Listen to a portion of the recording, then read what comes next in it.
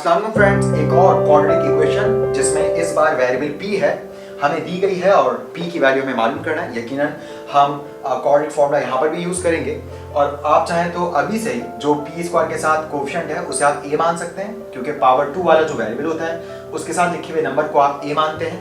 तो a की value 1/3 है, b की वैल्यू -1/2 है और c 1 है। मगर क्योंकि यहाँ पर वैल्यूज फ्रैक्शन में है, इसलिए जब आप क्वाड्रेटिक फॉर्म में वैल्यूज को पुट करेंगे तो एलसीएम वगैरह लेने में काफी हमें वक्त लग जाएगा। तो अपना वक्त बचाने के लिए अच्छा होगा अगर हम अभी से ही इन डिनोमिनेटर्स को खत्म कर लें। इन डिनोमिनेटर्स यानी कि 3 और 2 को भी खत्म करने के हमारे पास दो तरीके हैं। एक तो यही है कि हम यहाँ पर एलसीएम लें, क्योंकि फ्रैक्शन जब भी आपस में ऐड या सब्ट्रैक्ट होती है तो हम एलसीएम लेते हैं। यहाँ पर डिनोमिनेटर में 3 है, यहाँ डिनोमिनेटर में 2 है, यहाँ डिनोमिनेटर में 1 है।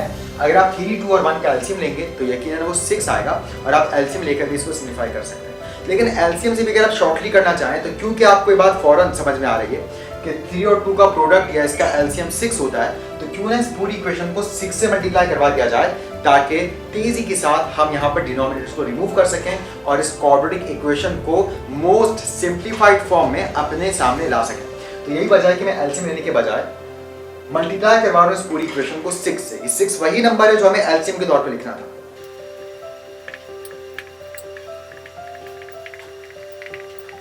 तो आप जानते हैं एनी टाइम हम किसी भी इक्वेशन को किसी भी नंबर से मल्टीप्लाई डिवाइड करवा सकते हैं। पिछले एपिसोड्स में हमने इसको बहुत तफसील से डिस्कस किया। अब यहाँ पर ऊपर नीचे वैल्यूज कैंसिल होंगी, 3 1 3, 3 2 6। आप देख सकते हैं यहाँ से डिनोमिनेटर खत्म हो चुका है। यहाँ पर भी 2 1 2, 2 3 6, इधर से भी डिनोमिनेटर खत्म हो चुका है। यहाँ 1 6 6 हो जाएगा, यहाँ 0 6 वापस 0 हो जाएगा।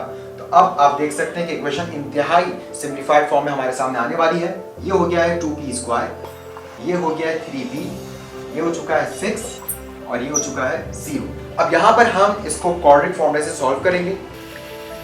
तो p² के साथ मौजूद कोएफिशिएंट a है, p के साथ मौजूद कोएफिशिएंट b है जो कि -3 है और कांस्टेंट c है जो कि 6 है। अब क्वाड्रेटिक फॉर्मूला अप्लाई करके हम ये वैल्यूज क्वाड्रेटिक फॉर्मूले में पुट करेंगे और इस बार क्योंकि वेरिएबल p है इसलिए क्वाड्रेटिक फॉर्मूले में भी हम x की जगह p लिखेंगे। Now p equals to minus sine as it is, b की जगह -3 आएगा, plus minus √b² -4ac, b की जगह एक बार फिर -3 आएगा, b का स्क्वायर -3 पर आ जाएगा। 4ac है और अब डिनोमिनेटर में 2a है तो a की वैल्यू 2 है और c की वैल्यू 6 है। यहाँ a की जगह फिर 2 आ गया। माइनस माइनस प्लस होता है, स्क्वायर जब माइनस साइन पर आएगा माइनस साइन खत्म हो जाएगा, स्क्वायर ऑफ 3 बनेगा 9, माइनस साइन के बाद 4 2 8 और 8 × 6 बनता है 48। डिनोमिनेटर में 2 जब 2 से मल्टीप्लाई होगा तो बनेगा 4। जब हम 9 में से 48 को माइनस करेंगे तो बनेगा -39।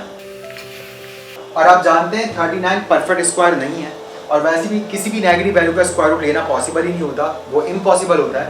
तो यहाँ पर हम यहीं पर इस जवाब को छोड़ सकते हैं, यानी कि ये हमारा फाइनल आंसर है p = 3 ± √-39/4।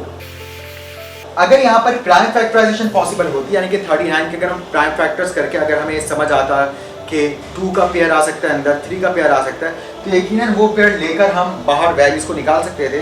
लेकिन यहाँ पर प्राइम फैक्टराइजेशन भी पॉसिबल नहीं है, यही वजह कि हमने इसको एज इट इज छोड़ दिया है। लेकिन इस जवाब को लिखने का एक तरीका और हो सकता है और वो ये कि अगर हम चाहें तो यहाँ से माइनस साइन को गायब कर सकते हैं और माइनस साइन को गायब करने के लिए सिंपल हमें रूट के बाहर आयोटा लगाना होगा। आयोटा जो कि ग्रीक लेटर है, ये आई की तरह से बिल्कुल दिखता है मगर हम इसको आयोटा पढ़ते हैं। आयोटा लिखने से रूट के अंदर का माइनस साइन गायब हो जाता है और ये लुक लाइक जो कि आप समझने के नेगेटिव साइन दिखने में मुनासिब नहीं लग रहा था या ये बज़ाहिर इसको बिल्कुल इम्पॉसिबल कर रहा था, तो इसकी इम्पॉसिबिलिटी को थोड़ा सा ये एक रिलीफ दे रहा है अगर हम यहाँ पर आयोटा लगा के माइनस साइन को ख़त्म कर दें। बहरहाल वो रहेगा फिर भी इमेजनरी ही, क्योंकि आयोटा बाज़ाते खुद इमेजनरी नंबर की पहचान होती है। अब थोड़ा ये भी समझ लेते हैं कि ये आयोटा एक्चुअली है क्या। तो आयोटा को अगर आप जानना चाहते हैं तो इसके लिए हम पूरा इसको थ्योरेटिकली लेकर चलते हैं।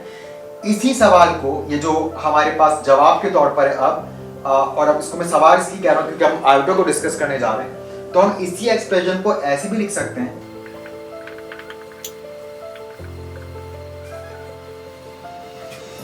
p = 3 ± √39 × -1/4। तो आप देख सकते हैं अगर 39 को -1 से मल्टीप्लाई करवाया जाए तो वापस -39 आ जाएगा, क्योंकि मैथ्स में हर वो स्टेप करना अलाउ है जो पिछले स्टेप के इक्वल है। मजीद आप जानते हैं कि अगर रूट दो मल्टीप्लाइंग फॉर्म में मौजूद वैल्यूज के साथ हो तो फिर हम उन दोनों पर अलग अलग रूट अप्लाई कर सकते हैं। मल्टीप्लाई में भी कर सकते हैं और हम डिवाइड में भी ये काम कर सकते हैं। तो यहाँ पर हम रूट 39 के ऊपर भी ले आएंगे और हम रूट -1 के ऊपर भी ले आएंगे। तो इसी वैल्यू को हम इस तरह से भी लिख सकते हैं। अब मैथमेटिशियन से सिंपल किया ये कि अंडर रूट -1 लिखा रह देने के बजाय इस अंडर रूट -1 को आयोटा के नाम दे दिया, यानी कि हमने सपोज कर लिया कि अंडर रूट -1 आयोटा के इक्वल होता है और यूं ये आयोटा की एक स्टैंडर्ड वैल्यू बन गई, यानी कि अंडर रूट -1। तो नेक्स्ट स्टेप में फिर हम अंडर रूट -1 की जगह आयोटा लिख सकते हैं, क्योंकि यहाँ पर अभी ये जो लुक है इस वक्त जवाब का यकीनन इतना ज़्यादा खूबसूरत नहीं है जितना कि ये लुक है। तो क्योंकि अब हम जान गए हैं कि यहाँ पर अंडर रूट -1 आयोटा के इक्वल होता है, तो नेक्स्ट स्टेप में अब हम इस अंडर रूट -1 की जगह आयोटा लिख देंगे। तो होपफुली आपको समझ आया होगा कि कैसे बाहर आयोटा लगाने से रूट के अंदर का माइनस साइन गायब हो जाता है। यही वजह है कि अगर आप इस इक्वेशन में लेफ्ट हैंड साइड और राइट हैंड साइड दोनों ही तरफ स्क्वायरिंग कर दें तो फिर आयोटा स्क्वायर की वैल्यू हमारे पास आ जाती है -1, क्योंकि यहाँ पर आयोटा पर स्क्वायर आ जाएगा, यहाँ स्क्वायर से रूट कैंसिल हो जाएगा और यही वजह है कि आयोटा स्क्वायर की वैल्यू -1 बनती है। तो आगे जाके ये बहुत अहम टॉपिक है जो हमारे बहुत काम में आएगा।